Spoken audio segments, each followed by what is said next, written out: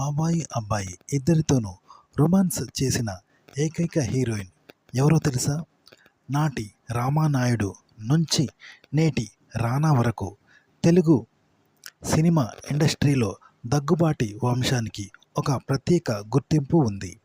మొదటి తరంలో రామానాయుడు, రెండో తరంలో దగ్గుబాటి సురేష్ బాబు, వెంకటేష్, ఇప్పుడు మూడో తరంలో రానా దగ్గుబాటి అభిరామ్. ఇలా అందరూ ఇండస్ట్రీలో సత్తా చాటిన వారే.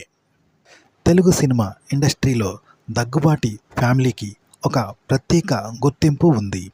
సురేష్ ప్రొడక్షన్స్ బ్యానర్ను స్థాపించిన దగ్గుబాటి రామానాయుడు 150కి పైగా సినిమాలు నిర్మించి గిన్నిస్ బుక్ రికార్డుల్లోకి ఎక్కారు.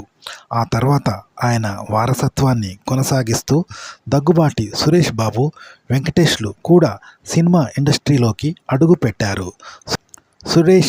సురేష్ ప్రొడక్షన్ బ్యానర్ బాధ్యతలు చూసుకుంటూ టాలీవుడ్ టాప్ నిర్మాతల్లో ఒకరిగా కొనసాగుతున్నారు. ఇక వెంకటేష్ స్టార్ హీరోలో ఒకరిగా చలామణి అవుతున్నారు. ఇక దగ్గుబాటి మూడో తరమైన దగ్గుబాటి రానా, అభిరాములు కూడా హీరోలుగా తమకంటూ ఓ ప్రత్యేక గుర్తింపు తెచ్చుకున్నారు. అహింస సినిమాతో ఎంట్రీ ఇచ్చిన అభిరామ్ పెద్దగా సినిమాలు చేయట్లేదు. కాబట్టి ప్రస్తుతం దగ్గుబాటి వంశంలో యాక్టింగ్ హీరోలంటే వెంకటేష్, రానాలు అనే చెప్పుకోవచ్చు.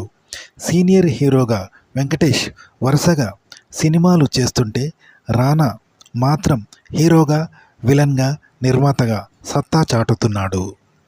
వెంకటేష్, రానాలు కలిసి ఆ మధ్యన రామానాయుడు అనే ఓ యాక్షన్ థ్రిల్లర్ సిరీస్లోనూ నటించారు. అంతకుముందు రానా నటించిన కృష్ణం వందే జగద్గురుం సినిమాలో వెంకటేష్ ఓ స్పెషల్ సాంగులో సందడి చేశారు.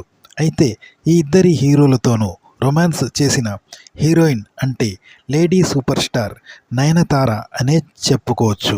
వెంకటేష్, నయనతారలది సక్సెస్ఫుల్ కాంబినేషన్.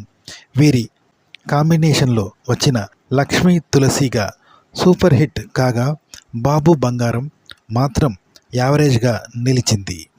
ఇదే నయనతార కలిసి కృష్ణం వందే జగద్గురుం సినిమాలో రానా దగ్గుబాటితో రొమాన్స్ చేసింది.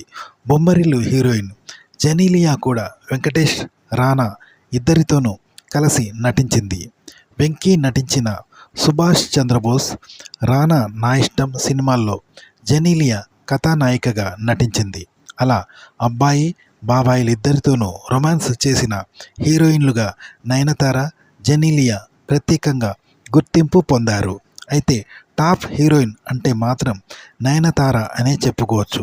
ఇప్పటికీ సినిమాలు చేస్తోంది ఈ అందాల తార. మరోవైపు జెనీలియా ఇప్పుడు సహాయక నటిగా అలరిస్తోంది. ఇటీవల జెనీలియా నటించిన జూనియర్ సినిమా బాక్సాఫీస్ వద్ద ఓ మోస్తరుగా ఆడింది.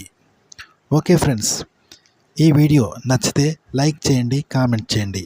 మా ఛానల్ని సబ్స్క్రైబ్ చేసుకోవడం మర్చిపోకండి. సెలవు, నమస్కారం.